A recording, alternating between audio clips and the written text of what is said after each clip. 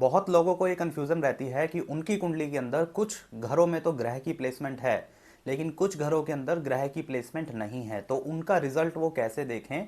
और वो ये मानते हैं कि वो वाला जो घर है उसका रिजल्ट उनको नहीं मिलेगा। तो आज हम बात करते हैं, अगर आपकी कुंडली के खाली घर जो है, वो 2 घर भी हो सकते हैं, 4 घर भी हो सकते हैं, 5 घर भी हो सकते हैं, किसी भी घर में अगर कोई सी भी प्लेनेट की प्लेसमेंट नहीं है तो आपको उसका रिजल्ट कैसा मिलेगा, तो आइए देखते हैं। तो आज हम बात करते हैं, अगर आपकी कुंडली के अंदर जो खाली घर होते हैं उनका क्या रिजल्ट आपको देखने को मिलेगा।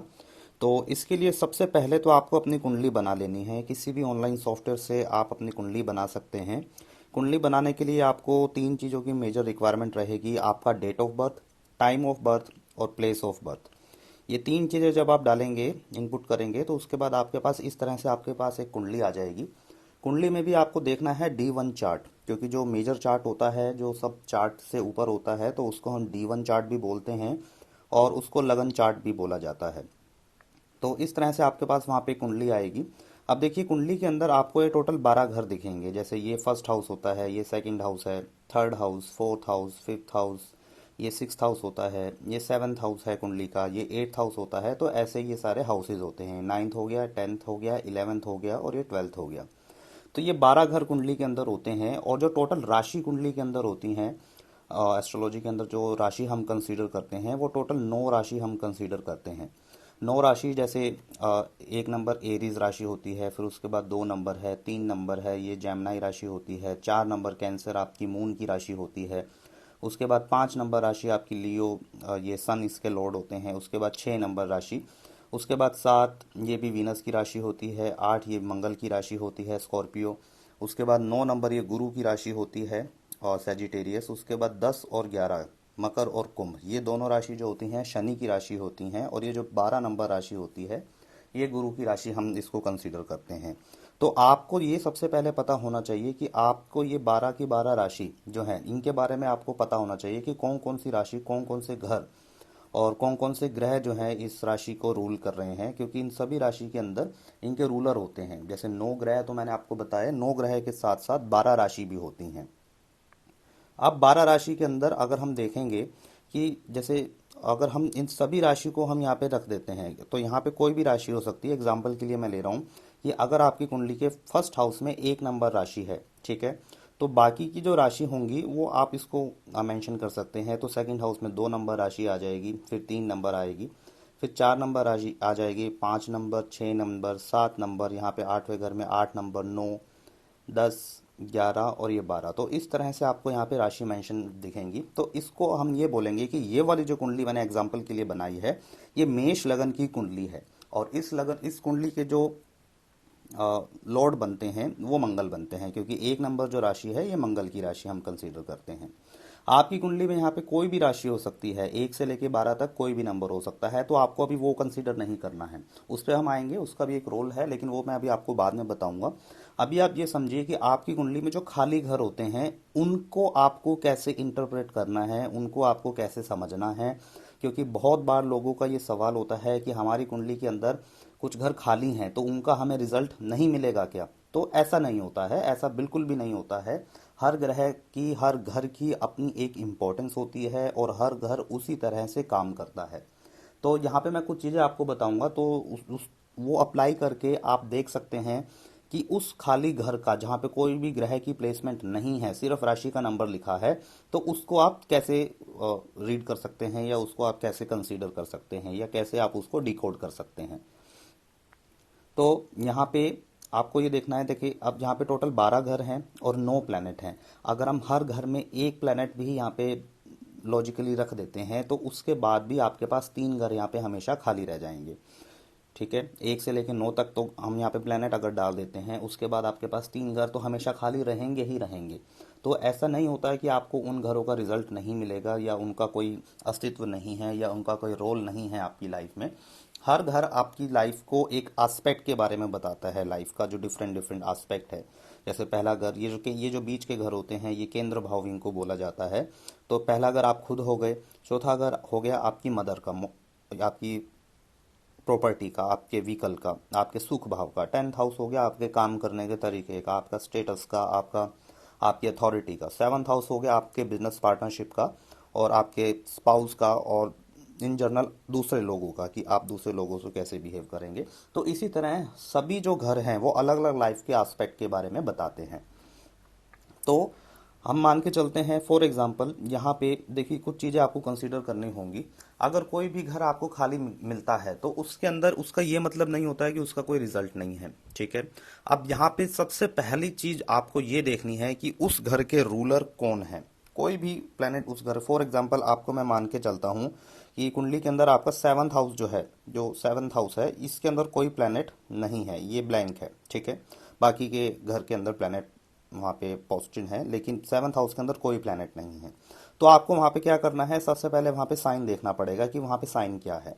जैसे इस कुंडली के अंदर यहाँ पे 7 नंबर साइन है, तो 7 नंबर जो साइन होता है ये वीनस का साइन होता है, ठीक है। अब आपको ये पता लग गया कि ये वाला जो घर है ये हमारी कुंडली में वीनस रूल कर रहा है। अब दूसरी चीज आपको ये देखनी है कि वीनस की प्लेसमेंट कहाँ है। फॉर एग्जाम्पल वीनस की प्लेसमेंट हम मान लेते हैं कि सेकंड हाउस के अंदर है, यहाँ पे आपके मान लीजिए VE लिखा है, तो ये आपका हो जाएगा कि इसमें वीनस की प्लेसमेंट सेकंड हाउस में आ गई। अब इसको आप ये बोल सकते हो कि सेवन्थ हाउस के लॉर्ड की प्लेसमेंट आपकी कुंडली में सेकंड हाउस में आ गई, मतलब seventh Lord in second house. अब यहाँ पे क्या होगा, सेवन्थ हाउस का जो रिजल्ट आपको मिलेगा, जो ये सेवन्थ हाउस है इसका रिजल्ट आपको जो देखने को मिलेगा उसका लिंक आपका सेकंड हाउस से हो जाएगा। तो इसके लिए अब आपको सेकंड हाउस को कंसीडर करना होगा कि सेकंड हाउस के अंदर क्या चल रहा है। अब जैसे अगर मैं इसी कुंडली की बात करूं तो इस कुंडली के अंदर सेवन्थ हाउस का लॉर्ड जब सेकंड में जाएगा तो अब आपको इस लॉर्ड की कंडीशन देखनी है कि ये जो ग्रह यहाँ पे आया है सेवन्थ हाउस का, इसकी कंडीशन यहाँ पे कैसे है, क्या ये इस राशि के अंदर कंफर्टेबल है या नहीं है। और दूसरी चीज आपको देखनी होगी कि कौन कौन से ऐसे दूसरे ग्रह हैं जिनका आस्पेक्ट आपकी कुंडली में सेवन्थ हाउस के लॉर्ड के ऊपर पड़ रहा है। सेवन्थ हाउस का लॉर्ड जैसे वीनस हुआ, अब वीनस के ऊपर और कौन कौन से ग्रह हैं जिनका आस्पेक्ट पड़ रहा है। फॉर एग्जाम्पल हम ये लेके चलते हैं कि अगर यहाँ पे एट्थ हाउस है, अब एट्थ हाउस के अंदर अंदर हमने प्लेसमेंट ले ली जुपिटर की, ठीक है। एट्थ हाउस के अंदर जुपिटर की प्लेसमेंट आ गई। अब आप ये कह सकते हैं कि सेवन्थ हाउस के लॉर्ड जो है वो सेकंड हाउस में गया और सेकंड हाउस का जो लॉर्ड है उसको जुपिटर देख, और सेवन्थ हाउस का जो लॉर्ड है उसको जुपिटर का आस्पेक्ट पड़ रहा है, ठीक है। आपको तीन चीजें यहां से पता लग गई कि एक तो लॉर्ड की प्लेसमेंट कहाँ गई, लॉर्ड प्लेसमेंट आपको वहां पे देखना होगा। दूसरी चीज आपको यहाँ पे एक पता लग गई कि उस लॉर्ड प्लेसमेंट की वहां पे कंडीशन क्या है, मतलब वहां पे जो राशि है, जैसे इस कुंडली के अंदर यहाँ पे टॉरस राशि है, तो टॉरस राशि जो है ये वीनस की ही राशि है, तो वीनस यहाँ पे कंफर्टेबल है। ये दूसरी चीज हमें पता लगी। तीसरी चीज हमें ये पता लगी कि यहाँ के जो आस्पेक्ट है, जैसे जुपिटर का जो आस्पेक्ट है वो आपके सेवन्थ लॉर्ड के ऊपर पड़ रहा है। बस इतना ही आपको पता करना होता है कि जुपिटर का जो आस्पेक्ट है वो आपके सेकंड लॉर्ड के ऊपर, सेवन्थ लॉर्ड के ऊपर आ रहा है। अब ये तीन चीजें आपको यहाँ पे मेजर पता लग गई। अब आपको ये देखना होगा कि सेवन्थ लॉर्ड जो है वो वीनस है, और वीनस किस चीज के कारक हैं। वीनस कारक हैं एक मेल की कुंडली की अगर मैं बात करूं तो वीनस कारक हैं उसकी वाइफ के, ठीक है। पर्सन के पास वेल्थ कितनी रहेगी उस चीज के, पर्सन के पास लग्जरी कितनी रहेगी उस चीज के कारक वीनस माने जाते हैं, पर्सन के पास जीवन के अंदर ऐशो आराम कितना रहेगा वीनस उस चीज के भी कारक माने जाते हैं। और वीनस कंफर्टेबल हैं, ठीक है, वो अपने ही सेकंड हाउस के अंदर बैठे हैं, अपनी ही राशि के अंदर। जो 2 नंबर राशि होती है टॉरस, ये वीनस की राशि होती है। तीसरी चीज हमें ये देखना है कि जो एस्पेक्ट पड़ रहा है वो किसी पॉजिटिव प्लेनेट का है या फिर वो किसी नेगेटिव प्लेनेट का है। जैसे इस वाली जो मैंने आपको एग्जांपल लिया, जुपिटर का जो एस्पेक्ट सेकंड हाउस के ऊपर गया, तो इसमें हम ये कह सकते हैं कि पॉजिटिव एस्पेक्ट है। हालांकि जो हाउस प्लेसमेंट है जुपिटर के लिए, ये हाउस प्लेसमेंट ठीक नहीं मानी जाती है, जुपिटर यहाँ पे कंफर्टेबल नहीं है, बट फिर भी जो एस्पेक्ट है वो जुपिटर का आया, ठीक है। अब यहाँ पे आपकी कुंडली में कोई भी साइन हो सकता है, तो आपको जो भी एम्प्टी हाउस है, जो भी खाली हाउस है कुंडली के अंदर, उसको इसी तरह से ही उसको देखना पड़ता है, ठीक है। अब जब आप इस प्लेनेट का रिजल्ट देखेंगे तो उस रिजल्ट में आपको कुंडली के अंदर एक कॉन्सेप्ट होता है महादशा और अंतरदशा। महादशा और अंतरदशा, ये आपकी कभी ना कभी कोई ना कोई महादशा या अंतरदशा हमेशा चल ही रही होगी, तो वो भी आपको देखना जरूरी है। अब जब भी कुंडली के अंदर महादशा या अंतरदशा चलेगी वीनस की, ठीक है, तो आपको ये चीज, इस चीज का रिजल्ट देखने को मिलेगा। अब इसमें रिजल्ट, जैसे अगर मैं इसी कुंडली की बात करूं तो इसमें रिजल्ट बनता है कि पर्सन की जो मैरिज है, पर्सन की जो वेल्थ है, पर्सन की जो बिजनेस पार्टनरशिप है, वो आएगी सेकंड हाउस से। सेकंड हाउस क्या होता है? सेकंड हाउस होता है हमारा फूड, फैमिली एंड फाइनेंस, ठीक है। अब ये पर्सन अगर फूड का बिजनेस करता है, ये पर्सन किसी भी टाइप का होटल इंडस्ट्री का बिजनेस करता है, ये पर्सन किसी भी टाइप का लग्जरी फूड के अंदर डील करता है, या ये पर्सन अगर फाइनेंस का भी कुछ बिजनेस कर लेता है, या ये पर्सन अगर अपनी वाइफ के साथ मिलके कोई काम करता है, तो वो सारी चीज़ें इसके लिए बहुत अच्छी रहेंगी। तो ये कुछ जर्नल प्रेडिक्शन है जो मैंने इस कुंडली के लिए दी, सिर्फ वीनस की प्लेसमेंट से। लेकिन हमें और ग्रह को भी देखना पड़ेगा कि जैसे अभी तो हमने सिर्फ जुपिटर की बात करी कि अगर जुपिटर का एस्पेक्ट सेकंड हाउस पे पड़ रहा है तो क्या होगा, लेकिन इसके अलावा राहु का भी प्लेसमेंट हो सकता है, इस यहाँ पे शनि की भी प्लेसमेंट हो सकती है। फॉर एग्जांपल यहाँ पे शनि की प्लेसमेंट है, यहाँ 12th हाउस के अंदर शनि की प्लेसमेंट है, तो शनि का जो थर्ड एस्पेक्ट है, फर्स्ट, सेकंड, थर्ड, वो भी वीनस के ऊपर आ जाएगा। तो उससे जो चीज़ें होंगी वो बदल जाएंगी, जो प्रिडिक्शन होंगी वो बदल जाएंगी। और यहाँ पे और भी ग्रह भी देखे जाएंगे। तो आपको ये सब कुछ देखना होगा कि कौन से घर का एस्पेक्ट या कौन से ग्रह का एस्पेक्ट आपके उस एम्प्टी हाउस के लॉर्ड के ऊपर पड़ रहा है। और जब भी कुंडली के अंदर ट्रांजिट होगा, जब भी कुंडली के अंदर दशा या महादशा या अंतरदशा या सूक्ष्म दशा उस प्लेनेट की चलेगी, तो आपको उस एम्प्टी हाउस का रिजल्ट देखने को मिलेगा। ये हो गया प्रिडिक्शन के लिए। लेकिन आपको उसको कंसीडर कैसे करना है, तो इसके लिए सिर्फ आपको 3 चीज़ें देखनी होंगी जो मैंने बताई। एक तो आपको लॉर्ड प्लेसमेंट देखना है कि उस एम्प्टी हाउस का लॉर्ड कहाँ जाके बैठा है। दूसरी चीज़ आपको देखनी है कि वो जो लॉर्ड की प्लेसमेंट हुई है जिस भी हाउस में, वो प्लेसमेंट सही है या नहीं है, और लॉर्ड वहाँ पे कंफर्टेबल है या नहीं है। ये आपका दूसरा चीज़ हो गया। तीसरी चीज़ आपको ये देखनी है कि वहाँ पे उस लॉर्ड के ऊपर और कौन कौन से ऐसे ग्रह हैं जिनका आस्पेक्ट पड़ रहा है। वो आपकी कुंडली के अकॉर्डिंग कोई भी हो सकता है, राहु का आस्पेक्ट हो सकता है, शनि का हो सकता है, गुरु का हो सकता है, मंगल का हो सकता है। उस पर्टिकुलर प्लैनेट पे कोई भी आस्पेक्ट पड़ रहा है। एक चीज़ आपको और देखनी पड़ेगी इसके अंदर, जो एक चीज़ आप और भी कंसीडर कर सकते हैं कि वो जो लॉर्ड गया है दूसरे हाउस में, क्या वो दूसरे प्लैनेट से हैम तो नहीं है।